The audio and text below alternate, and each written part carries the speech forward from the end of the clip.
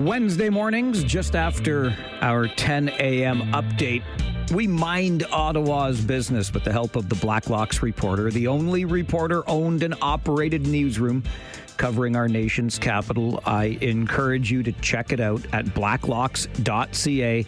Get yourself a subscription while you're there, because Blacklocks is telling the stories that many of us would not hear otherwise. Managing editor there is Tom Korski, joins us for a chat every Wednesday at this time. Tom, good morning.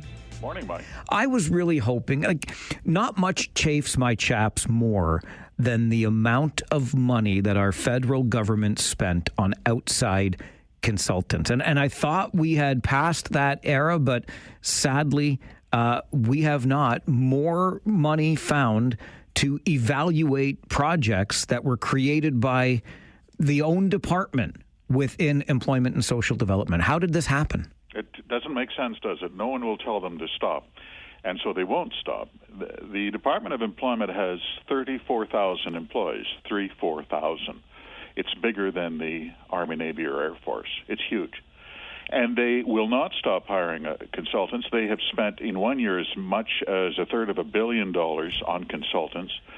And when asked to justify this, have told parliamentary committees, well, why don't I just quote what they say? They say, we only hire a consultant when specified skill sets or specialized knowledge are lacking among our 34,000 employees. Is that so? Well, here's one. They are going to hire a consultant, no budget disclosed, to see how one of their own programs is working. They call it in-depth understanding. Like, what they're going to do is call employers who do the hire a student program and ask them how it went. So we're talking about grabbing a pen and a piece of paper and picking up a phone, not too specialized. They won't stop at government-wide. Consultancy is a $25 billion a year racket. It's really something. It certainly is. Okay, from hiring students to helping entrepreneurs, particularly female entrepreneurs. What, Tom, do we know about the WE Fund? This is, frankly, an astonishing internal audit. By the way, the departments don't do internal audits out of the goodness of their heart or love of taxpayer. It's an act of Parliament. It's a legal requirement. If you spend big money, you must audit it. And you know, when their own internal auditors, these are their own employees, come out of the room with their heads shaking and sweating profusely, you know it didn't go well, which is what happened with the Women Entrepreneurship Fund cabinet. They spent $130 million. Thousands of women applied.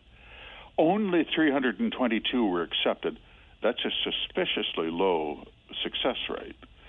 And what they did was justified grants of up to $100,000. Can you imagine? A six-figure grant from the Department of Employment on a promise it would create startups and lead to net job creation. Problem: the number of startups created under this $130 million was zero, and the amount of net job creation was zero. It was a complete boondoggle. $130 million gone forever. We can lose money or spend it very quickly, can't we? No one can spend money behind closed doors like the Department of Employment. And when you ask them, how is that even possible? They will tell you they're workaholics. Sometimes they're working past 4:30. It's nothing but work in the service of Canada. They won't stop. They are not going to stop. Check the desks at 4:37 every day. You'll find them diligently, nose to the grindstone. All right, Tom, we're days away. Next Monday is the day that our counter tariffs, our retaliatory tariffs against the United States, drop. But according to Global Affairs Canada, we'd rather see those retaliatory tariffs remain in place. Isn't that something? They do a lot of internal polling of ordinary Canadians. Instead of asking caucus members, who knows more about what's going on in the town than your local MP, but they prefer to hire pollsters instead. And their own polling data by the Department of Foreign Affairs internally finds that Canadians really meant it on counter tariffs, retaliatory tariffs. 72% said they were all in favor. And even though it was a declining scale, even if it meant job losses in your town, they said they took the threat very seriously. This is not ancient history, by the way. This research was just conducted in May and just disclosed now. and advised elected officials, as the pollster writes, to not back down and stand up to the United States. Too late. So close. So we're almost there. Almost. All right. I've got to ask you about one more before I let you go, because there's a connection to the Canada Revenue Agency office right here in our fine city of Kitchener. But can you please explain the amount of television that CRA employees are watching on the clock, Tom? Sad news for the Kitchener office. I don't think they do this in regional offices, but back at headquarters in Ottawa, there's a boardroom on the 6th floor. It's a handsome stone building, and they have a bunch of TVs there. And managers like to watch daytime TV. According to evidence submitted at a Labour Board hearing, they particularly like sports, soccer, women's hockey. They're not fussy. Oh, most importantly, the Labour Board was told, I quote, they do not have to account for the time, end of quote. That's company time, that's taxpayer time, and they like to watch daytime TV. Like the young and the restless, perhaps? It's a living. Well, my favorite part was they caught one manager watching World Cup soccer, and they actually gave him a 3-day suspension. And he said, are you kidding me? Are you new here? Do you know how it works? How dare you suspend me for something that we just typically everyone do? Enjoys, exactly. You're entitled to your entitlements at the CRA.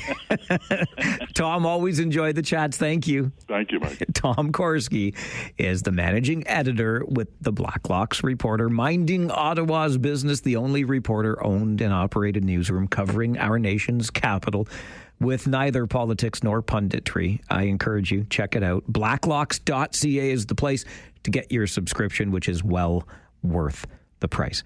I do want to take a step further, because that last story about the Canada Revenue Agency and TV time while on the company clock. And in this case, as we understand that if you are an employee of the federal government, your company clock is our company clock. We are paying for that time. But there was a manager at the CRA office in Kitchener who was indeed suspended for 3 days for watching a World Cup soccer match while at work. I find this interesting on so many levels because, in fact, the Labor Relations Board has sided with that employee. His 3-day suspension rescinded.